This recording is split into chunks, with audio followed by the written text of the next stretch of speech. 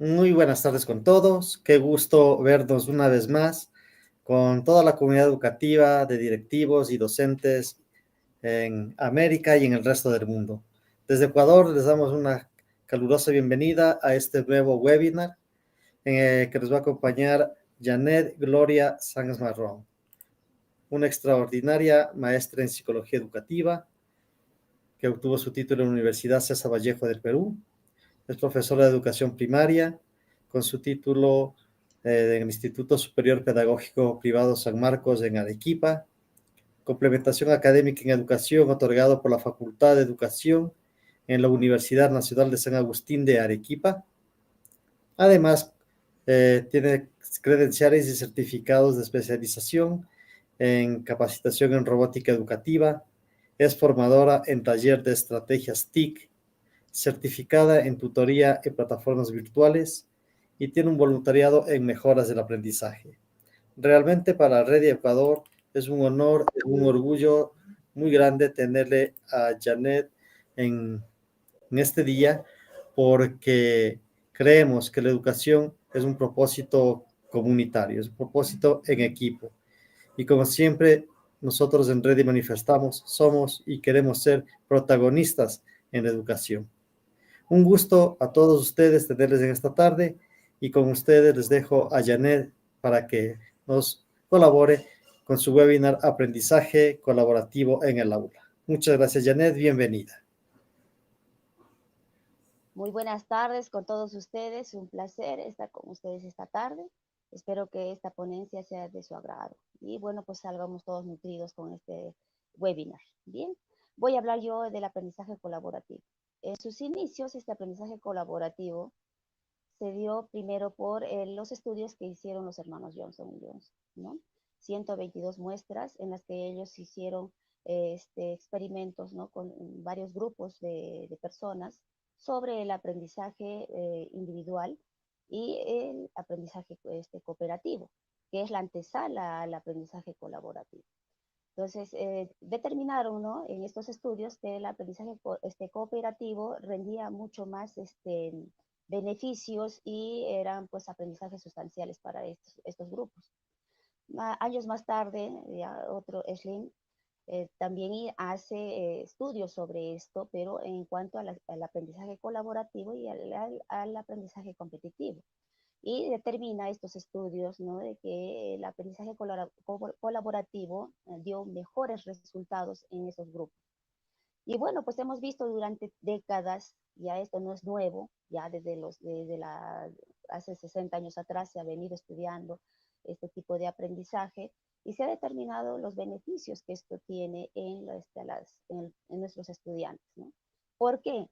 Porque en el aprendizaje, por ejemplo, cooperativo, el docente es quien da las reglas, el que estructura, el que da los temas, ¿no?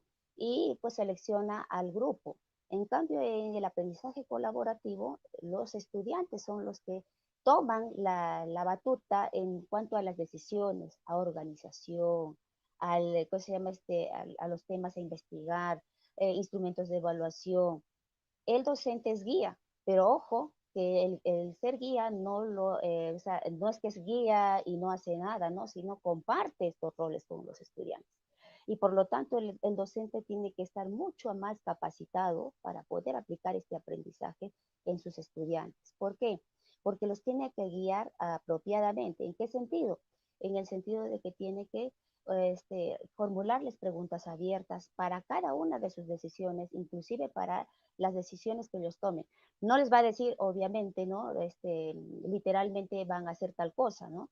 Los tiene que orientar a través de preguntas, que estas preguntas le hagan al estudiante inferir, ¿no? A tal punto de que lo motiven a tomar la decisión de abordar el tema, de investigarlo. Y bueno, pues en el aprendizaje colaborativo, todos tienen responsabilidad en el resultado de lo que investigan, ¿no? Del tema que investigan, del aprendizaje y del objetivo que quieren lograr. Todos se incluyen, todos trabajan en forma colaborativa, son más empáticos, se cohesionan mejor, ¿no? Entonces, el aprendizaje colaborativo es sustancialmente positivo para los estudiantes pero esto tiene que ser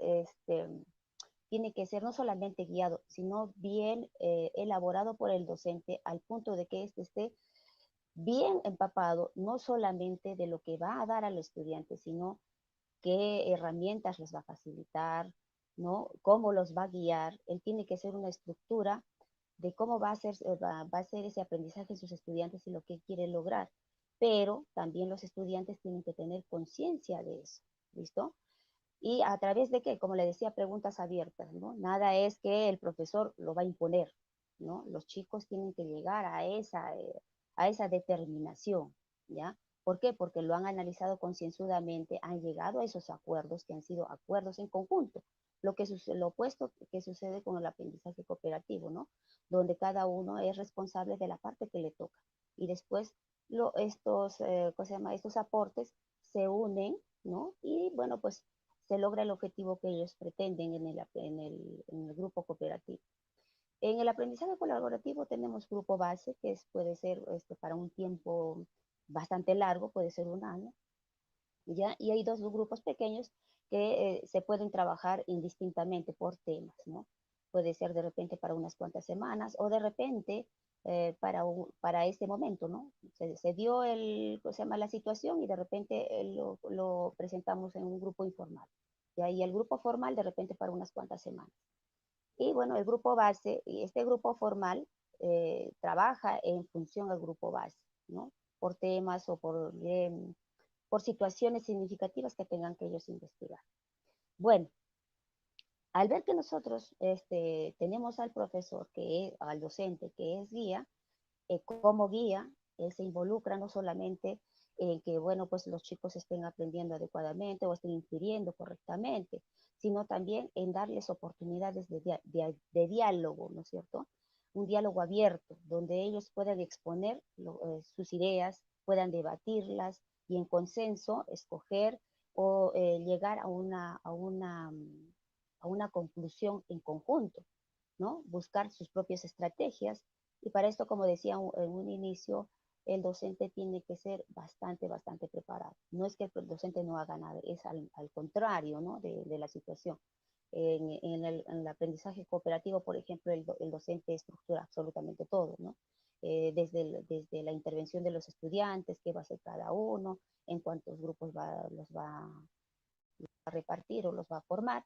En el colaborativo, miren, en el colaborativo tiene que estructurar los grupos no de forma uniforme. Ahí aprenden los chicos todos con habilidades diferentes. Unos de repente que tienen facilidad para el aprendizaje, otros de repente que tienen algunas deficiencias o carencias, y bueno, otros de repente que están en una situación más desventaja, pero todos aprenden. Y según algunos estudios, ellos recomiendan, ¿no? De que sean, por ejemplo, ¿no? Si los estudiantes tienen mucha facilidad para el aprendizaje, puedan ser seleccionados con aquellos que de repente no lo son tanto. Y que se evite, ¿no? Involucrar a los que tienen muchas más deficiencias. Eso en algunos estudios, pero en otros estudios coinciden, ¿no? En que sí se puede involucrar a estos tres grupos, pero de forma equilibrada. Te quiere decir que los demás grupos tengan la misma cantidad de componentes en las mismas situaciones para que los estudiantes también puedan manejar las situaciones en igualdad de condiciones. Bien, el aprendizaje colaborativo, como ahorita acabo de mencionar, es bastante interesante, importante en nuestras labores diarias, pero necesitamos que los niños o los estudiantes reúnan algunos requisitos. Para el aprendizaje colaborativo, por ejemplo, necesitan los estudiantes tener un pensamiento crítico, ¿ya? Y el pensamiento crítico se trabaja, y se trabaja desde las edades muy, muy, muy pequeñas, ¿no? Desde el inicial inclusive. ¿Por qué ¿cómo se llama el pensamiento crítico? Porque el pensamiento crítico los lleva a cuestionarse, ¿no? A cuestionarse, a preguntarse qué es lo que necesitan aprender, cómo están aprendiendo, ¿no? Y, bueno, buscar de ese aprendizaje algo más. ¿Y por qué decía desde el inicial? Estuve viendo una ponencia de un, ¿cómo se llama? Especialista, es un filósofo, el señor Carlos Ruiz, que también habla y es especialista en cuanto a pensamiento crítico. Y él hacía referencia a lo siguiente, ¿no? De que el pensamiento crítico se tiene que abordar obviamente desde las edades tempranas y bueno, pues él hizo una referencia a un estudio que él hizo, ¿ya? Donde él estudió a niños entre 9 años, niños de 16, 15, jóvenes, perdón, de 15, 16 años, personas, estudiantes de universidad con unos 20 y pico de años, y personas más adultas, sobre la lectura de imágenes. Y decía, pues, en esta experiencia que él tuvo, de que estas personas les preguntó, ¿no? Que observen la imagen y que se formulen preguntas acerca de la imagen. Bueno, los niños y los adultos no diferían mucho de las preguntas que hacían en un inicio, eran casi similares.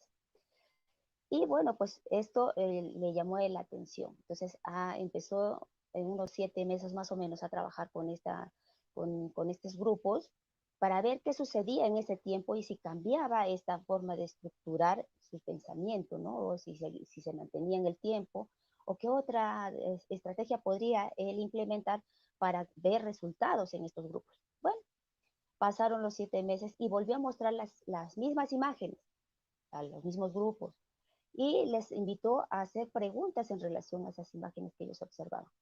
Entonces, las preguntas que ellos formularon, los estudiantes de estos grupos investigados, mejoró en sustancia a las primeras preguntas que se formulaban, ¿no? Si inicialmente preguntaban el por qué, ya no era el por qué el que preguntaban, ya era en cuanto a la situación. ¿Qué hacían esas personas de repente? No sé si se me ocurre, personas que estaban discutiendo en la calle, otros que estaban mirando, la policía que era indiferente. Pues ya no preguntaban qué miran, ¿no? Sino qué hacía que esas personas se mostraran con esa indiferencia. O sea, las preguntas eran mucho más sustanciales que al inicio, que era simplemente algo superficial. Iban más allá de lo superficial. Entonces, él concluye también que, bueno, pues las personas en estos tiempos nos hemos visto muy, si se quiere, nos hemos convertido en personas muy superficiales, que solo miramos por las apariencias, que miramos algo superficial, no vamos más allá, no investigamos más allá, no, hemos perdido la capacidad de cuestionar, de preguntar, ¿no? Y bueno, pues hace referencia también, ¿no? De que es necesario trabajar el pensamiento crítico. ¿Por qué? Porque el aprendizaje crítico nos abre las puertas a nuevos aprendizajes, ¿no? Nos motiva a aprender situaciones que realmente nutren al ser humano para no solamente en el bagaje cultural, sino el cómo nosotros vamos a proyectarnos a la sociedad, ser empáticos. Y el aprendizaje colaborativo pues despierta este tipo de valores y de habilidades, ser empático, ser responsable, ¿no? Nos hace más adaptables, tenemos cultura social, nos organizamos más, desarrollamos el pensamiento crítico, ¿no? Entonces, el aprendizaje colaborativo es muy, muy, muy importante, pero hay que saber aplicar. Además de tener, ¿no? De saber qué vamos a hacer, que tenemos que desarrollar, perdón, el pensamiento crítico, otro punto básico en esta situación es que para que nosotros desarrollemos el pensamiento crítico, antes que eso, tenemos que también tener comprensión lectora, porque de ahí parte el pensamiento crítico. Entonces, en el inicial, por ejemplo, no hacen lectura de textos, hacen lectura de imágenes.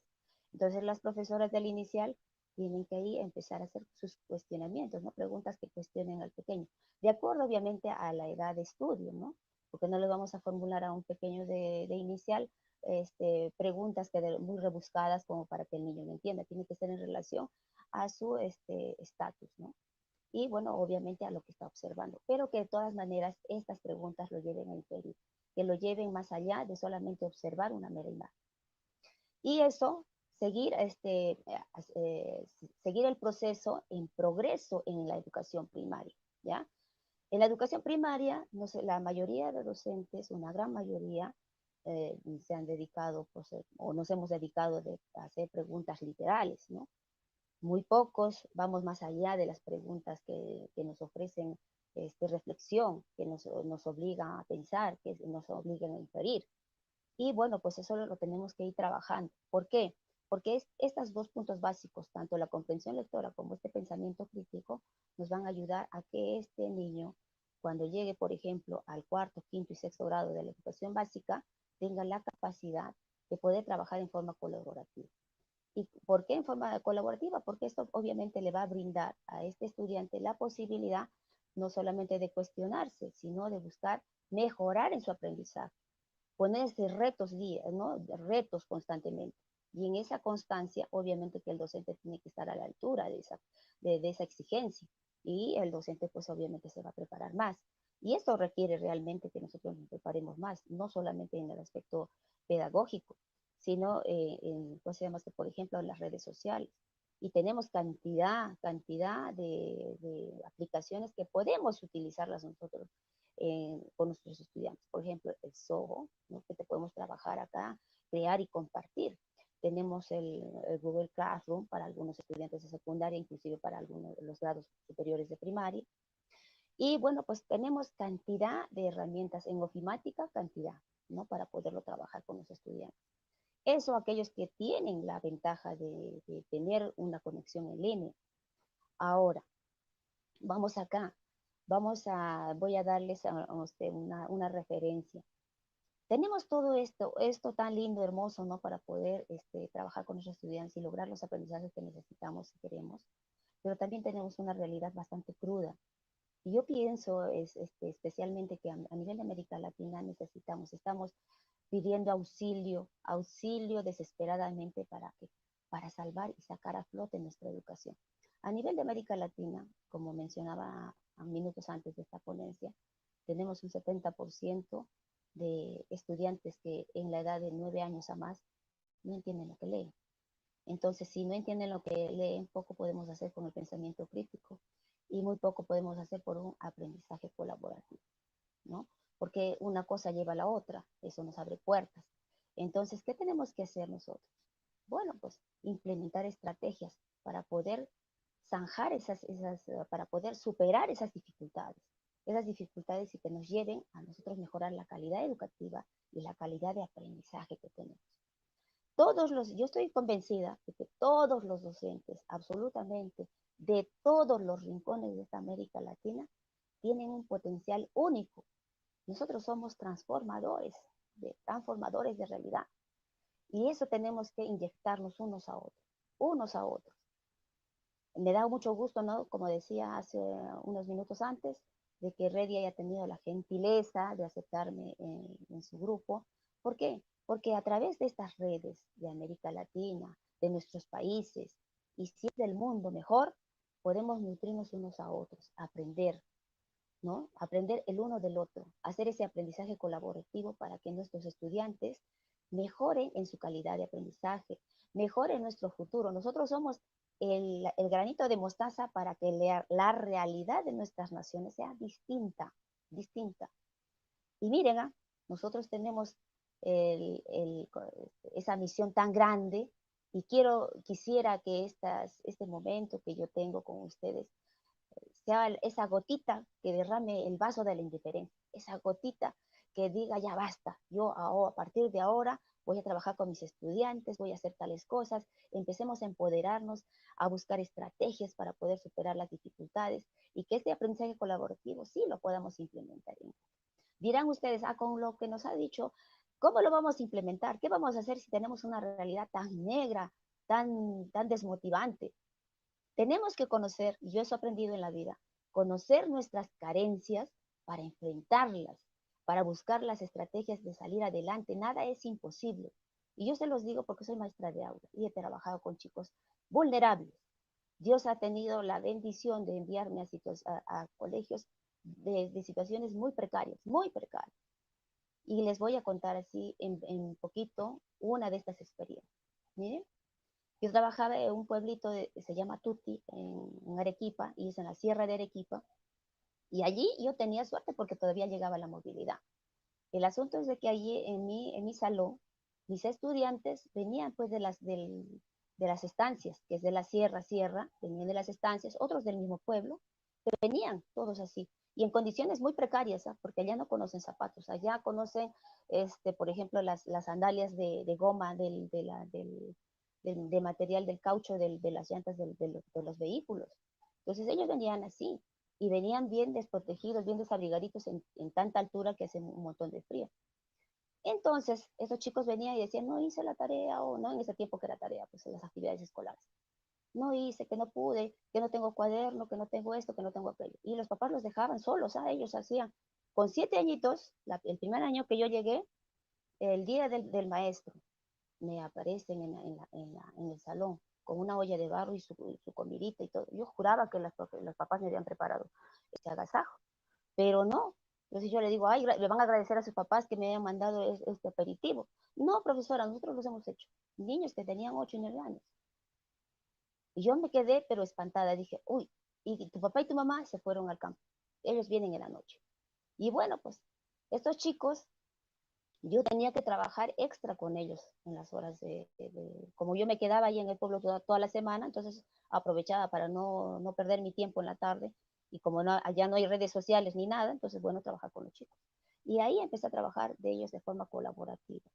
Y yo me he dado cuenta que sí, en medio de las carencias sí se puede trabajar. Pero para eso tenemos que sentar las bases.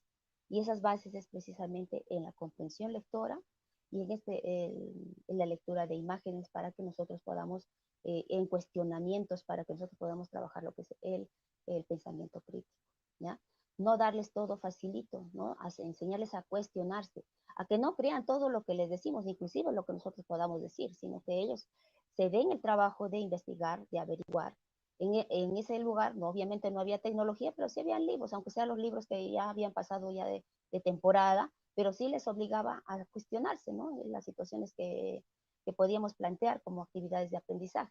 Y no solamente eso, la misma realidad, ¿no? La misma realidad, el contexto en el que ellos vivían. Y ellos cómo se imaginarían, en qué contexto les gustaría vivir, si tuvieran determinada cantidad de años, qué les gustaría hacer, cómo les gustaría verse y en medida de eso actuar, ¿no?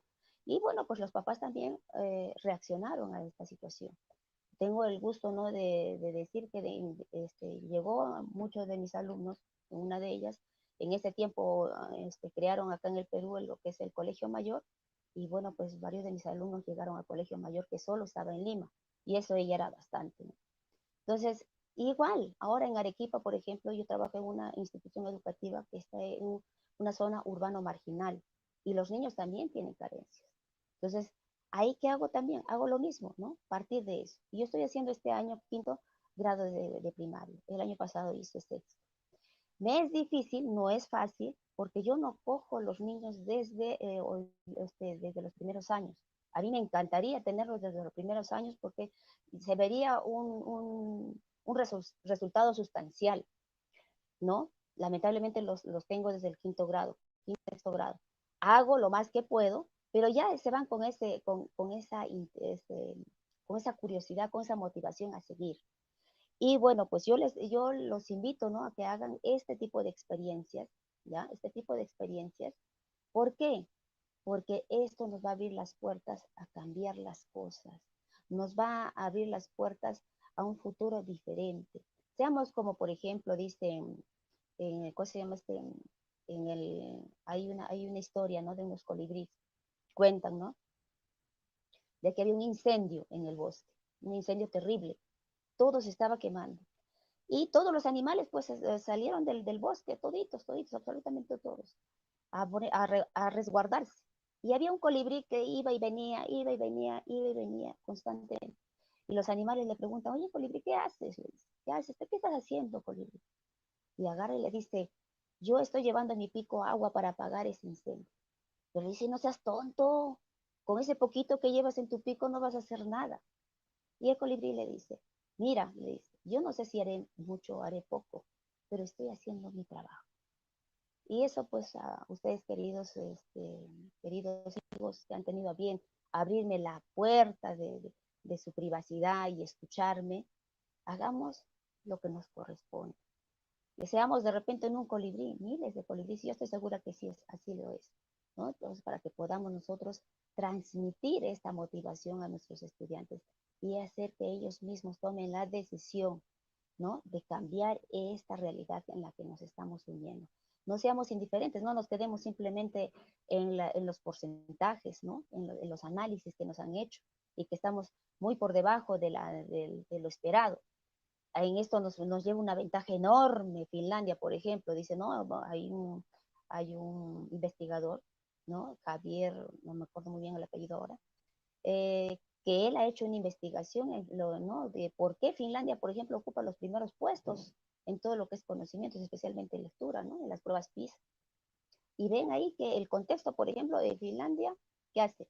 La familia completa lee, el papá lee, la comunidad aporta para que todos sus ciudadanos lean, al grado de que ponen en las plazas públicas libros gratuitos, donde los libros, para leer. La iglesia les invita a leer, no a escuchar ¿no? a los pastores, ¿no? No me oigan, ustedes lean y ¿no? A leer ustedes se van a salvar. Bueno, eso en cuanto a los que creen o no crean, pero infunde el amor por la lectura, infunde por... Ahora el gobierno, ¿qué hace? Ha descentralizado la educación, ya la educación se lleva a nivel de las modificaciones o las decisiones importantes a nivel de municipios, incluso de las instituciones educativas. Entonces les da la libertad para poder accionar y mejorar la cultura de acuerdo al contexto que tienen. Entonces, ellos leen constantemente, pero no leen por obligación, leen porque les gusta, porque ellos han nacido en ese medio de lectura. Entonces, ¿qué tenemos que también aplicar nosotros en nuestro contexto? El leer, que el docente lea, que le guste leer, que cuente o no. Yo, por ejemplo, les cuento las historias que yo leo o alguna situación que de repente me impactó mucho a mis estudiantes y ellos pues sorprendidos, ya, profesora, ¿qué libro es? ¿De qué autor es? ¿Qué titula? ¿No? Entonces ellos también, ¿no? Motivarlos a que sigan leyendo y aplicar obviamente estrategias de lectura en clase. Ahorita, en este momento, yo estoy aplicando, por ejemplo, 20 minutos de lectura al inicio de clases y ellos se formulan las preguntas, ellos solitos se formulan las preguntas. ¿Ya? ¿Qué pregunta te ha inspirado esta parte de tu lectura? ¿Ya? Y esa pregunta obviamente no tiene que ser de forma literal, tiene que ser una pregunta que lo lleve a él a preguntarse más, ¿no? Más de esa lectura que ha tenido. ¿Qué es lo que puede él extraer de esa lectura? Que no se lo diga de forma literal, que se lo haga inferir. Entonces ellos ya manejan esos términos porque están obviamente en quinto grado, pero así podemos ir implementando en los grados menores, ¿no? De acuerdo a las lecturas que, bueno, pues en esa edad se manejan. Bien, bueno, no, hasta aquí. No sé si habrá alguna pregunta, mi estimado Paul. Sí, Janet, tenemos algunas preguntas, algunas inquietudes de algunos de nuestros espectadores. Oscar Rosero nos dice, buenas tardes, ¿qué tan real sería aplicar este tipo de metodología en matemática y física y con las condiciones educativas actuales? Oh, mire, no soy especialista de matemática ni física, pero yo estoy segura de que usted como docente es capaz de formular preguntas que lo hagan inferir a su estudiante. Y bueno, que tenemos, obviamente que tenemos, ¿no? Pero para eso tenemos que hacer también un aprendizaje colaborativo entre docentes, manejar nuestra comunidad educativa, pero manejarla en el sentido de nosotros nutrirnos en forma colaborativa, empezar a enseñarnos unos a otros. Y es algo bastante importante, interesante, que me permite abordar el siguiente tema. La mayoría de los docentes a nivel de latinoamericanos, nosotros nos hemos preparado, nos vamos a talleres, tenemos maestrías, doctorados, porque queremos nosotros obviamente no mejorar nuestro estatus laboral, nuestro estatus profesional, pero nos quedamos ahí. Lo ideal es compartir, ¿no? Hacer ese aprendizaje colaborativo entre docentes, ¿no? En nuestras horas colegiadas, hacer nuestras preparaciones, nuestras currículas en forma colegiada. ¿Para qué? Para que precisamente ahí nosotros empecemos, ¿no? A compartir estrategias, a conversar sobre qué podemos mejorar unos con otros y aprendamos. Por ejemplo, en mi institución hemos empezado a trabajar lo que es las formaciones, ¿no es cierto?, colegiadas en nuestro centro educativo. Y ahí pues habrá algunos profesores que de repente dominen mucha tecnología, le enseñan a aquel que no, de repente no lo domina tanto. El profesor de matemática le dirá al de primaria, mira, ¿sabes qué? Esta estrategia te funciona mejor. Y obviamente que el profesor pues no va a ir tal cual, ¿no? De forma literal a hacerlo paso por paso. Aplicará pues precisamente este pensamiento crítico, aplicará sus propias estrategias para que este niño pueda superar la dificultad que el docente de secundaria observó en el de primaria, porque nosotros somos el reflejo de lo que va a la secundaria. Entonces el de secundaria dice, mira, ¿sabes qué? Mi evaluación que les he hecho yo, en el diagnóstico que les he hecho yo a inicio, he encontrado tales dificultades en tales estudiantes, ¿no es cierto? Entonces, ya el profesor de primaria, quinto y sexto grado dirá, ya, entonces necesito yo mejorar tal cosa, porque las dificultades se van a repetir, ¿ah? Si se dan cuenta, eso se va repitiendo y va empeorando cuando no lo abordamos. Entonces tenemos que abordarlo con propiedad. Bien, no sé si le he respondido plenamente, a ver qué me dice el amigo. No sé si Carrocero dice, sí, dice, yo preguntaba eso porque planteaba la expositora que los estudiantes plantean los objetivos y el aprendizaje. Justamente, Sí, es que, ya, es que el docente está pensando de que solo el estudiante lo hace. No, el estudiante y el maestro, los dos en conjunto, no es que solos. ¿Ya? Entonces, ambos, por eso le decía que la responsabilidad es conjunta, conjunta. No, nunca los chicos solamente. ¿Ah? Entonces, pero para eso el profesor tiene que ser lo suficientemente hábil como para poder hacer esas preguntas que lo obliguen al niño a inferir, a reflexionar, a tener el pensamiento crítico. Él lo que va a hacer es pues, precisamente conducir y tiene que conducir de una forma hábil. Entonces tiene que ser un experto preguntando. ¿Para qué? Para rebuscar pues precisamente en el interior, en su pensamiento del pequeño, ¿no? ¿Qué otras soluciones puede presentar? ¿Qué necesita aprender y cómo va a aprender?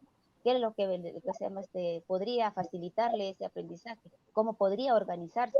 Pero el profesor no le va a decir vas a hacer esto, vas a hacer aquello, este es el objetivo, tal es el objetivo. No, él tiene que formular la pregunta de tal forma que sea el mismo estudiante que llegue a la conclusión que tiene que abordar ¿cómo se llama? Ese problema y plantearse el objetivo que vaya más allá, que quiere decir que cree el reto, ¿ya? Que cree el reto para poder abordar ese aprendizaje que necesitan eh, resolver en aula. Eso es, bueno, espero que haber respondido al profesor la pregunta. María de los Ángeles Signoli nos indica, profesora, ¿qué utiliza para evaluar? Bueno, ahora pues obviamente nosotros utilizamos las rúbricas de evaluación y esas rúbricas de evaluación también son creadas docente y estudiante, ¿ya? Docente y estudiante. No es que el docente se crea las rúbricas nada más. El docente y el estudiante de acuerdo a lo que están abordando, de acuerdo a lo que abordan.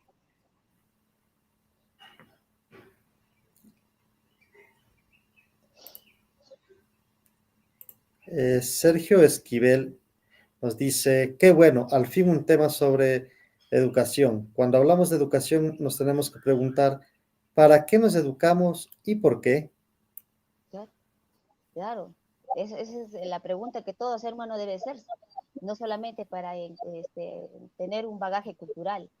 Tenemos que educarnos y buscar mejorar esos aprendizajes para mejorar nuestros contextos de vida diaria.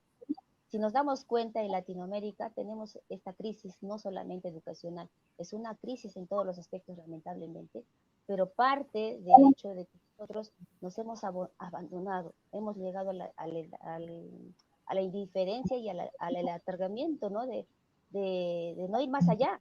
Y por eso que tenemos los gobiernos que tenemos, por eso tenemos las dificultades que tenemos en cuanto a nuestro contexto social, porque las personas no se sienten motivadas, se dejan llevar y viven por vivir. Entonces no se cuestiona. Si alguien les dice, ya, determinado gobierno les dice, esto es así, bueno, será así. Total, no lo puedo resolver. Yo soy uno y no lo podemos resolver. Pero si todos cambiamos de pensamiento y nos unimos uno a uno y vamos cambiando nuestra forma de pensar, tengan por seguro que muchos gobiernos se lo pensarían mucho en estar haciendo las cosas que no deben de ser y que realmente se deben al pueblo, a la ciudadanía y que tienen que mejorar esos estándares de aprendizaje. Lo que me llamaba la atención también en algún informe es que miren, a nivel de América Latina, por ejemplo, en el Perú invertimos cerca de $1,500, algo así, por estudiante. el Estado. En Argentina creo que más o menos es unos $5.000 por estudiante. En los países europeos invierten $10.000 por estudiante, pero esa inversión no es una inversión insulsa. No solamente los dotan de tecnología, sino que capacitan a sus docentes. Para ellos los docentes, por ejemplo, les digo, en Finlandia los docentes son las personas mejor preparadas, son lo mejor de lo mejor, y el Estado les brinda oportunidades de capacitación para todos sus docentes. No es que el docente va y gasta, como en América Latina, que nosotros gastamos de nuestro preculio para formarnos, no. Ellos forman a sus docentes. ¿Por qué? Porque están convencidos de que el docente tiene en sus manos el futuro del país, la riqueza del país. Entonces tiene que ser el profesional mucho mejor formado. Ahora, acá en nuestras naciones, bueno, el profesor que se capacite por sí solo, que le cueste su dinero, y si hacen uno que otro taller, bueno, imagínense cuánto presupuesto invierte. Y si realmente invierten esas cantidades, porque son abismales y no se ven resultados sustanciales. Entonces, y aquellos que tienen la curiosidad, la motivación de seguirse preparando, pues se ve que hay resultados, pero esos resultados son insuficientes. Nos tenemos que dar, por eso tenemos el porcentaje tan bárbaro que tenemos, el 70% de estudiantes que no comprenden lo que leen, imagínense. Cuando en Europa y especialmente en Finlandia es totalmente diferente. ¿Pero por qué? Porque no solamente ahí interviene la labor del docente, interviene la sociedad, interviene el Estado, intervienen los padres de familia, están involucradísimos, interviene el mismo estudiante. En nuestras naciones, dígame, yo por ejemplo llamo a reunión, las primeras veces que llamaba a reunión, ya, reunión de padres de familia, taller con padres de familia, de 30 me venían 5 y me daba ganas de darme un tiro. Yo decía, ¿qué ha pasado acá? Si lo primero que tienen que ellos venir, porque son sus hijos y son los que tienen que estar mucho más interesados que yo de saber cómo va a aprender mi hijo, cómo es la profesora, qué estrategia va a implementar. O sea, me tiene que convencer, como decía ahí Oscar, ¿no? No me convence. Así, que me diga, no me convence. Ya, usted dígame algo que me convence. ¿Qué voy a ver yo resultados en mi niño? ¿No? Entonces, no. La mayoría de papás están todos ahí, bueno, pues ya, sí, que me lleve la corriente. Pero acá va el cambio que nosotros tenemos que empezar a sembrar en los corazones, en la mente, no solo de los estudiantes, de nuestros padres de familia y de la comunidad, que tenemos que cambiar, agentes de cambio, no solo el profesor, el padre de familia, el mismo estudiante. ¿Con qué futuro tú te quieres ver de acá a un tiempo? Y esas preguntas, no necesariamente para los de secundaria, también para los de primaria, porque ellos van a verse reflejados de unos cuantos años. Entonces, empezar a educarlos de una forma que ellos empiecen a cuestionar no solamente la calidad de educación que tienen, sino todo su contexto, y empiecen a formular esas posibles soluciones, ¿no? Y poco a poco vayamos poniendo en sólido, ¿no?, estos cambios que ya son necesarios para nuestra región. ¿Qué más? Dígame. Gracias, muchas gracias, Janet. Silvana Ojeda nos pregunta algo muy interesante. ¿El proceso del trabajo cooperativo favorece a los estudiantes con necesidades educativas especiales? Especiales, por supuesto que sí, le digo yo. ¿Sabe por qué? Porque en nuestros, al menos en Perú y en mi salón, voy a hablar de mi realidad, de mi contexto. En mi contexto yo tengo chicos que tienen Asperger. También ha habido en alguna ocasión chicos que tienen retraso, no retraso, perdón, estoy hablando mal, dificultades en el aprendizaje, ya tienen TDAH. Entonces, hay que trabajar con ellos también porque no los vamos a dejar de lado. Lamentablemente debería ser una atención especializada para ellos. ¿Por qué? Porque ellos necesitan espacios y calidad de tiempo para ellos precisamente, ¿no? Debería haber profesionales que se dediquen exclusivamente a ellos por la calidad de tiempo que necesitan. En un salón de 30, imagínense con niños con estas situaciones, los pobres, pues imagínense, se ven estresadísimos. He tenido yo niños así. Entonces yo he tenido que partirme en mil pedazos y decir, bueno, pues esta estrategia voy a abordar con este pequeño, pero a la par con mis estudiantes de aula, porque no los puedo abandonar. Entonces tengo que yo hacer ahí una combinación de estrategias para que todos me aprendan, cada uno a su ritmo, pero que me aprendan. Entonces, pero ahí el desgaste es para el profesor, porque el profesor tiene que irse a la casa pensando en mil y un formas de poderlo abordar y que le dé resultados, ¿ah? Que no solamente es dejarlo, ya bueno, ya lo dejo pasar y que se quede. Y esto precisamente, miren, en Finlandia, lo vuelvo a tomar a colación este punto, tienen profesores especializados para este tipo de problemas que tienen los pequeños, ¿no? Que tienen necesidades educativas especiales. Y piensan de que si se aborda a temprana edad, y yo también convencida de eso, estos niños no van a tener el trauma que tienen después para estudiar. Se les va a hacer tan sencillo, o sea, algo natural el aprender, sin traumas, ¿no? Sin complicaciones. Y hemos visto, si ustedes han visto de repente y han analizado diferentes casuísticas a nivel internacional, especialmente de Europa, estos pequeños que tienen necesidades especiales se abren al mundo y pueden relacionarse y pueden lograr todas las metas que ellos quieran porque precisamente han trabajado con ellos desde el inicial y los han empoderado, a tal forma que su condición para ellos no es un limitante. En cambio, en nuestras naciones sí lo es. ¿Por qué? Porque, por ejemplo, ya hablo de la realidad de Perú. A nosotros nos ponen en el mismo salón, ¿no es cierto?, 30 niños y tenemos 5 niños con necesidades especiales. Y a mí me da una pena porque al pequeño, yo, como le decía, tengo que hacer una mezcla de estrategias para que el niño no se traume y no piensa de que no va a aprender. ¿No? No voy a aprender, se me es imposible, ya no quiera venir a la escuela, ¿no? Tengo que atraerlo, ¿no? Con mis estrategias y empoderarlo, al punto, ¿no? De que hay momentos en que a veces es el líder de mi salón, ¿no? Entonces tengo que hacerlo líder, tengo que darle, ¿no? Situaciones que lo empoderen en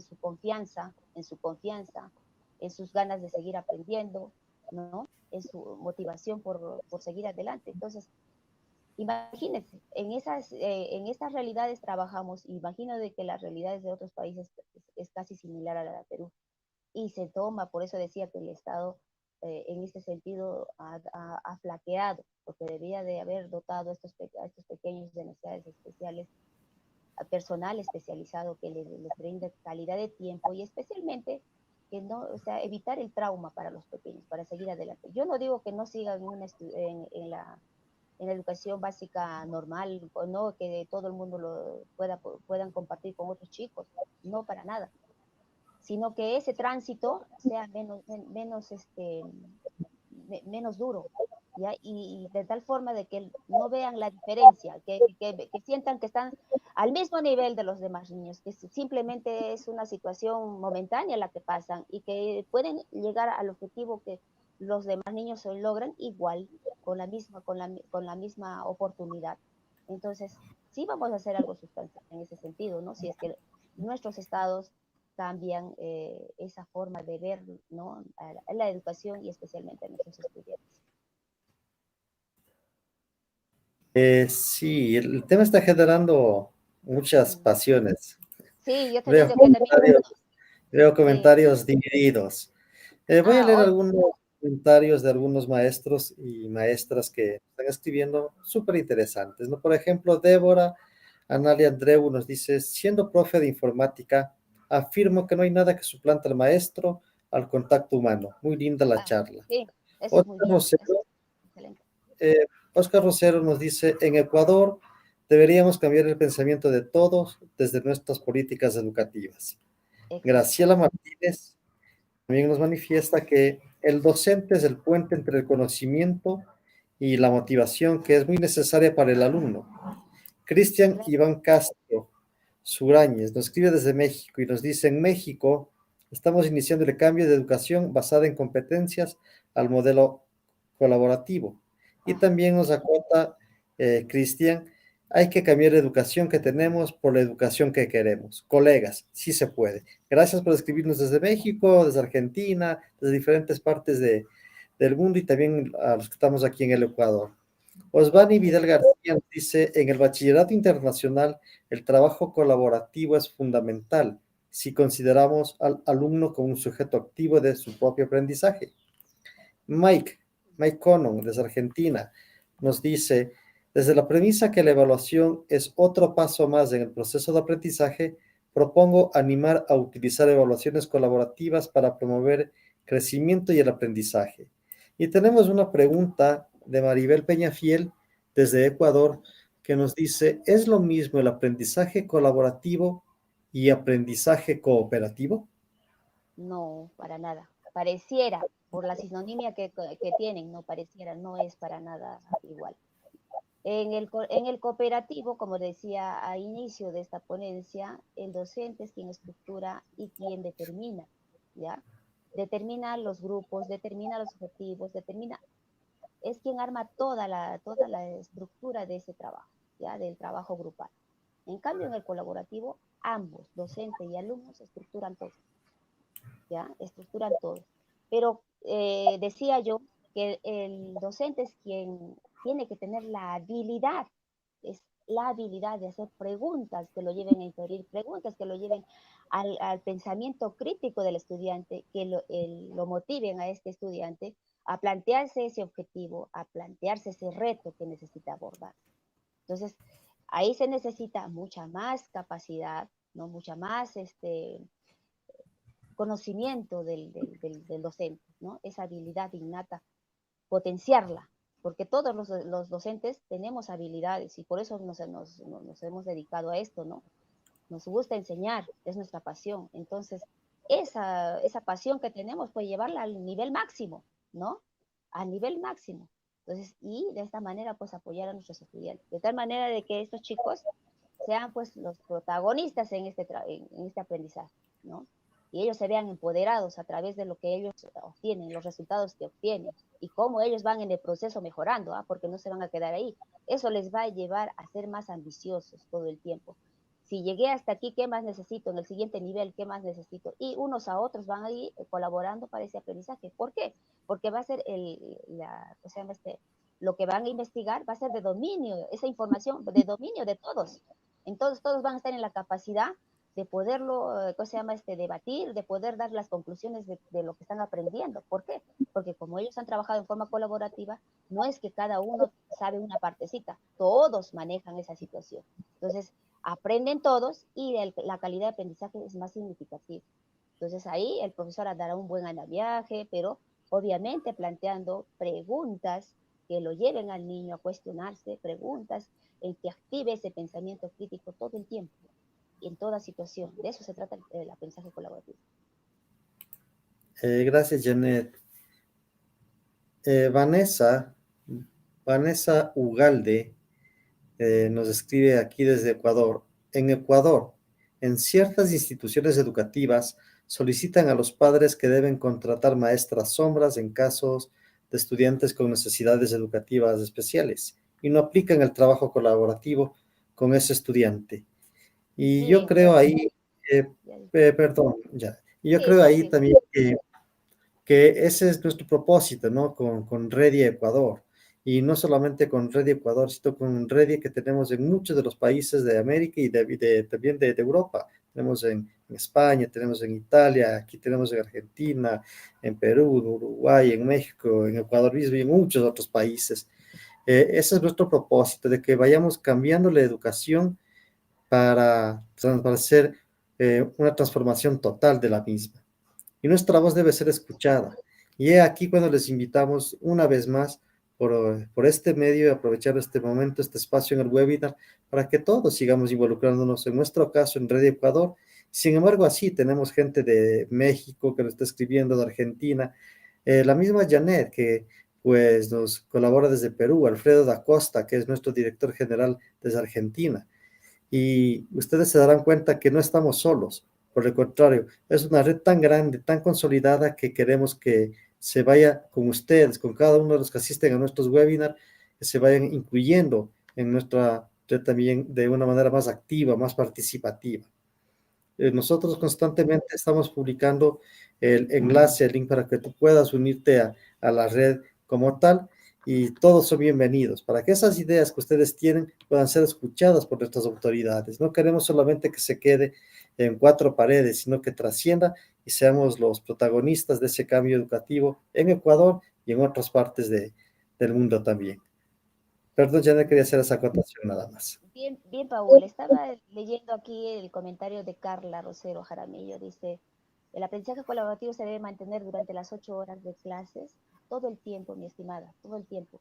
Y es más, cuando hagamos nuestros talleres con nuestros padres de familia, enseñémosles estrategias para que ellos también trabajen ese aprendizaje colaborativo en casa.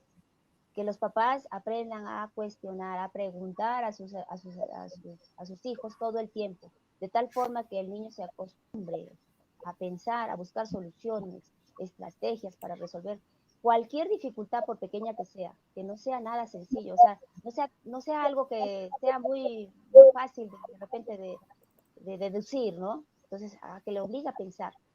Porque hay algunos papás, por ejemplo, veo yo, ¿no? En casa, ya, mamá, necesito tal cosa, toma. Necesito resolver, toma. O sea, se lo dan todo resuelto. Ahí cuando el niño va a explorar su pensamiento crítico, perdón. ¿Cuándo? Nunca. Entonces, si le vamos a dar todo sencillito, nunca lo va a hacer. Si yo les cuento una experiencia mía, y bueno, de repente para algunos va a ser, su mamá de repente, porque es una experiencia que tuve con mi madre. Cuando yo tenía más o menos 10 años, mi mamá, por situaciones de salud, ella no podía ir a matricular a mis hermanos. Yo tengo, a Dios gracias, 3 hermanos menores que yo. Entonces mi mamá me dijo, sabes qué, hijita, hoy día es el último día de matrícula, tienes que irlos a matricular. En ese tiempo no vivíamos con mi papá, por X razones. El asunto es que yo llegué al mundo, fue a matricular. Entonces agarran y dice, de hijita, pregunta, a preguntar cómo sacar la partida de nacimiento, a preguntar. Me fui al municipio. Yo miré ahí un gentío terrible. ¿Cómo voy a sacar la partida de nacimiento? Yo observaba, porque era tímida, observaba cómo hacen. Y miraba pues ahí a las personas que llenaban los formularios. Y los adultos venían y les pagaban. Y yo, ¿qué está llenando? Formulario para sacar partidas de nacimiento. Ah, caracho. Y agarro y le pregunto al de la ventanilla, ya, deme tantos formularios. Ya, me dio los formularios. ¿Y ahora qué hago? Me puse a leer detenidamente. Yo agarro, ¿y esto cómo se llena? Miro pues los datos y voy llenando aquellos que sé, ¿no? Y los que no sé, voy y pregunto. ¿Y esto qué es? Esto tal cosa. Ya, bueno, ya lo lleno. Terminé de llenar, lo entregué, me dieron las partidas de nacimiento. En eso que estoy saliendo, una señora se me acerca, me dice, hijita, me dice esto, porque en ese tiempo era yo alta para la edad que tenía, ¿no? Y estaba bastante corpulenta. O sea, parecía una niña de más edad. Y ahora me dice, tú estás llenando los formularios de partidas, entonces lléname el mío, hojas. Yo agarro, le empiezo a llenar todo y sacó sus partidas, la señora me pagó y yo me fui feliz al colegio, ya, reuní todos los requisitos que decía ahí en ¿cómo se llama? De formulario. Yo con esa edad a matricular a mis hermanos. El director se sorprendió, unos ojotes grandes. ¿Qué ha pasado? Que tú has venido a matricular. ¿Y cómo has hecho esto? ¿Y cómo te has tú desenvuelto para llegar a los lugares que tenías que ir? Y la documentación que tenías que recabar. Entonces, bueno, le expliqué lo que hice y bueno, terminé matriculando a mis hermanos, ¿no? Imagínense, esa misma situación que pareciera insignificante, le damos a los chicos de hoy, los chicos, mamá, yo no puedo ir, no sé qué carro tomar, no sé a dónde ir, ¿a quién voy a preguntar? Si pregunto me van a decir, tengo vergüenza, esa bendita vergüenza hay que tirarla, pero sacarla así, de inmediato. Temor a nada. Yo les digo a mis estudiantes, temor solo a Dios. El resto es gente, entonces uno tiene que preguntar. Si me equivoco, te corregiré, ¿no? Y si no, pues aprendo también, ¿no? Porque por todos lados uno aprende y eso también tenemos que tener. Y en este aprendizaje colaborativo se, se practica y se practica bastante, que es la humildad, aprender de los demás. Ser tan humilde, no para humillarnos, ¿no? Porque tiene dos acepciones, sino para reconocer que todas las personas en nuestro contexto tienen algo que enseñarnos y aprender y empoderarnos con ese aprendizaje. ¿Listo? Entonces, bien, hagamos eso, todo el tiempo, con todas las personas. ¿Está usted en el bus? Colega que me brinda hoy la oportunidad de estar en su casa y me da la oportunidad de conversarle. Converse con los estudiantes, con los chicos que ve, cuestióneles de lo que miran, porque ahí en el celular están ahí o están mirando ahí la televisión.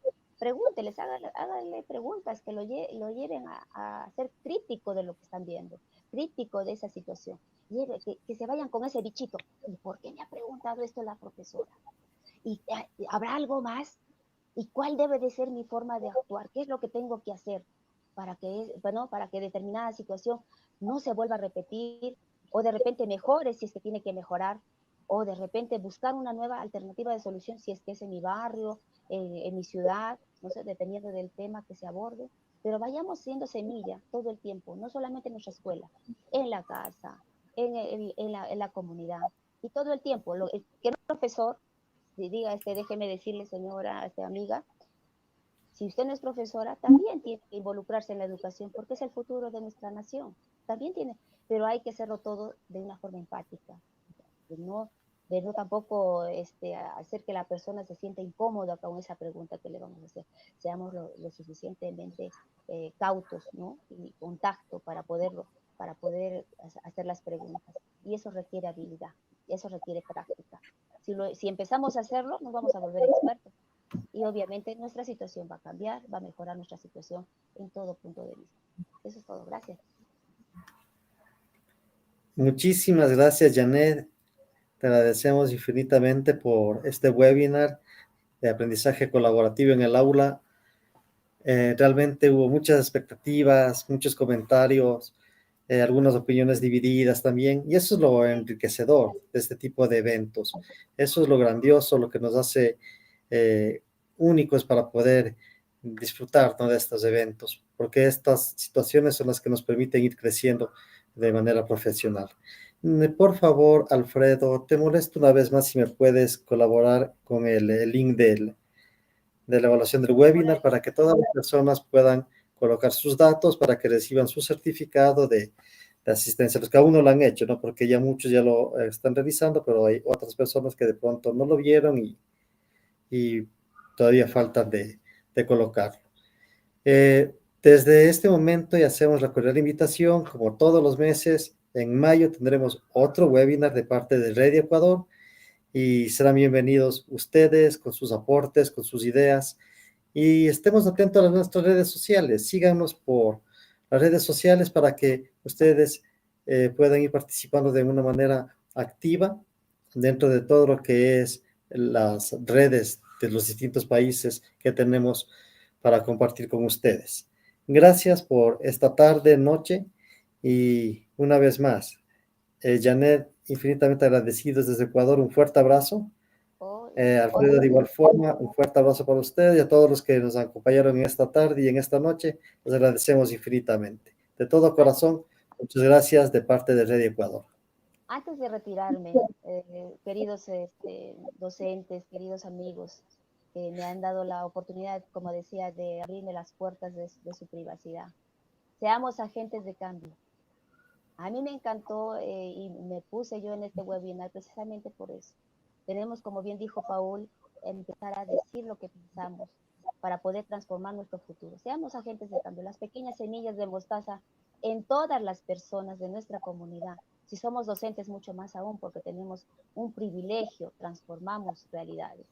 Y pongámonos eso, que somos poderosos. Poderosos no en el sentido de vanagloriarnos, poderosos en el sentido de que nosotros formamos naciones y que esas naciones tienen que también estar a la altura de las circunstancias.